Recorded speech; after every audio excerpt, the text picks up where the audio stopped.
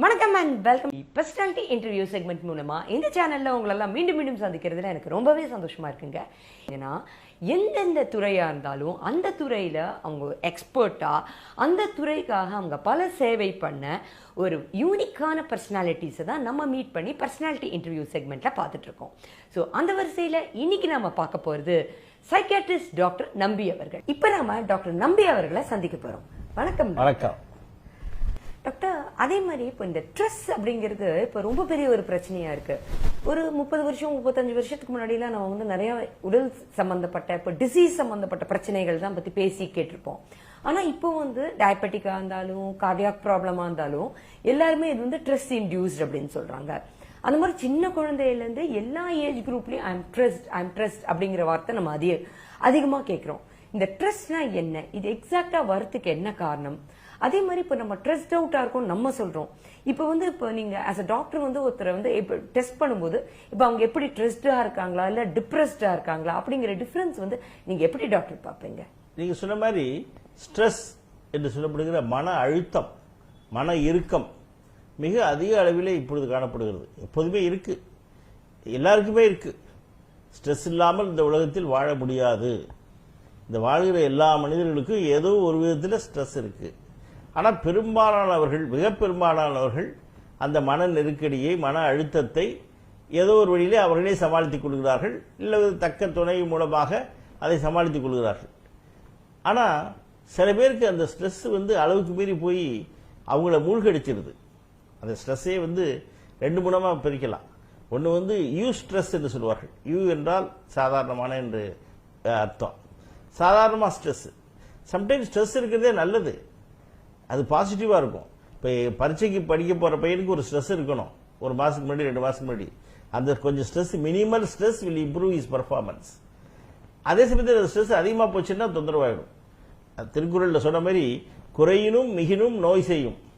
அந்த ஸ்ட்ரெஸ் கொஞ்சமா இருந்தா நல்லது, அதே ஒரு அளவுக்கு மேல போயிடுச்சுன்னா அது பாதிப்பை ஏற்படுத்தும். பாதிப்புங்கிறது உடல்ல மட்டும் இல்ல, மனசுலயும் ஏற்படும். ஸ்ட்ரெஸ்ஸே இல்லாம நான் இருக்கணும் அப்படின்னு நினைச்சா போய் சேர்ந்தாதான் உண்டு. அதுவும் சொல்ல முடியாது. அங்கே எப்படி இருக்கு ஸ்ட்ரெஸ் இருக்கோ, எண்ணெய் கொப்பரையில் விழுவுறோமோ இல்லை யாராவது நம்மளுக்கு இது வீசி கம்பளை வீசி விசிக்கிறாங்களா, ஒன்றும் சொல்ல முடியாது. ஆக ஸ்ட்ரெஸ் இல்லாமல் மனிதன் உலகத்தில் வாழ முடியாது. என்ன பண்ணலாம், அந்த ஸ்ட்ரெஸ்ஸை எப்படி கோப்பப் பண்ணிக்கிறது, எப்படி வெற்றிகரமாக சமாளித்து மேலே வர வேண்டும் என்பதுதான் முக்கியம். ஸ்ட்ரெஸ் ரிலேட்டட் டிசார்டர்ஸ் தான் இன்னைக்கு வேர்ல்டு வைட் அதிகமாக காணப்படுது. அதுதான் வந்து வேற அந்த மருத்துவ மொழியில சொல்லப்போனா நான் கம்யூனிகபிள் டிசார்டர்ஸ் சொல்லுவாங்க. ஏறக்குறைய ஒரு 60-70 வருஷத்துக்கு முன்னாடி எல்லாம் இந்தியா முழுக்க அதிகமாக பாதிக்க நோய் வந்து கம்யூனிகபிள் டிசீசஸ், இன்ஃபெக்ஷியஸ் டிசீசஸ், கால்ரா, அம்மை, பிளேக், இந்த மாதிரி தொற்று நோய்கள். இப்பொழுது தொற்று இல்லாத நோய்கள், அதாவது ஒருத்தர்லேருந்து இன்னொருத்தருக்கு வராது, அவங்களே வரவழைச்சிக்கிறது, இல்லை சூழ்நிலை வரவழைக்கிறது, அந்த நோய்கள், அதுதான் நான் கம்யூனிகபிள் டிசார்டர்ஸ் சொல்வார்கள். அது உயர் இருந்த அழுத்தம், ஹை பிபின்னு சொல்லுவாங்க, ஹைப்பர் டென்ஷன், இல்லை டயபெட்டிஸ், இல்லை இதய கோளாறுகள், அதேமாரி மனநல பாதிப்புகள், தலைவலி, இப்படி எல்லாத்துக்குமே ஸ்ட்ரெஸ் காரணமா இருக்கு. ஸ்ட்ரெஸ் இல்லாத அதிக பிரச்சனைகள் இப்பொழுது பார்க்க முடியாது. இப்போ வந்து ரொம்ப பேர் வந்து ஸ்ட்ரெஸ் ரிலேட்டட் ப்ராப்ளம்ஸ், அதுதான் வந்து சைக்கோசோமேட்டிக் டிசார்டர்ஸ் சொல்லுவோம். எப்படின்னா மனசு கஷ்டப்பட்டுச்சுன்னா, மனசுல ஒரு வலி இருந்துச்சுன்னா உடம்பு அழுக ஆரம்பிச்சிருப்பாங்க. தி பாடி Christ when the mind pains அப்படின்னு சொல்லுவாங்க. மனசுல இருக்கிற பாரம் தாங்க முடியாம உடம்பு அழ ஆரம்பிச்சிருமா. அதுமாரி மனசுல இருக்கிற அழுத்தம் வெளியில வர முடியாம உடம்பு பாதிக்கப்படுது. பலவிதமான அழுத்தங்கள், முட்டி வெளி இருக்கிறதுக்கு காரணம் பார்த்தீங்கன்னா அப்படி இருக்கலாம். பிராங்கியல் ஆஸ்மாவுக்கு அதெல்லாம் வேற காரணங்கள் இருக்கலாம். பட் இந்த ஸ்ட்ரெஸ் அதை அதிகப்படுத்திடும். சில ப்ராப்ளங்கள் ஸ்ட்ரெஸ்னாலேயே வரக்கூடிய பிரச்சனைகள் நிறைய இருக்கு.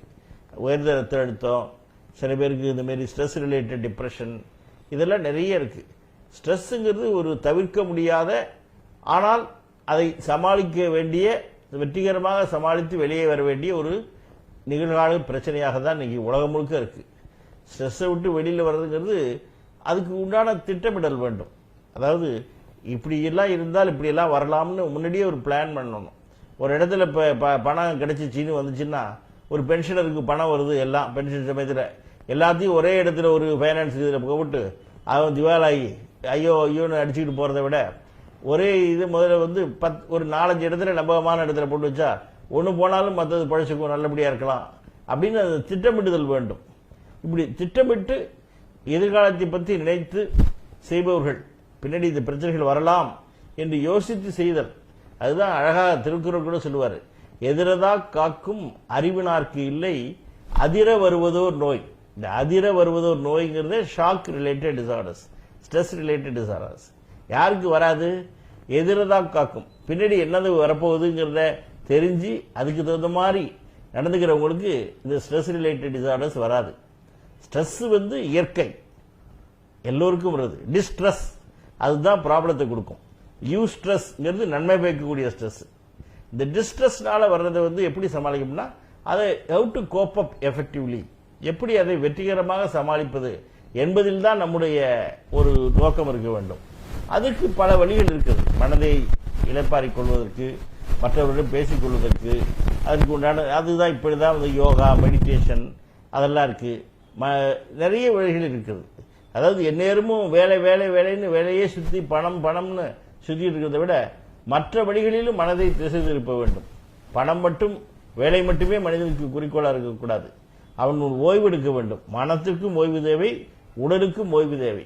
இந்த ஓய்வு இருந்தாலே பல நேரங்களில் இந்த ஸ்ட்ரெஸ்ஸை குறைக்கலாம். ஸோ என்ன வியூவர்ஸ், நம்ம ஸ்ட்ரெஸ் மேனேஜ்மெண்ட்டாக இருந்தாலும், நாக்கோ அனாலிசிஸாக இருந்தாலும், பைப்போலார்ங்கிற பிரச்சனையாக இருந்தாலும், அந்த எல்லா பிரச்சனையும் பற்றி டாக்டர் நமக்கு ரொம்பவே வந்து அதோட காசஸ் என்ன, அதுக்கு ட்ரீட்மெண்ட் என்னங்கிறத பற்றி ரொம்பவே கிளியராக சொன்னாங்க.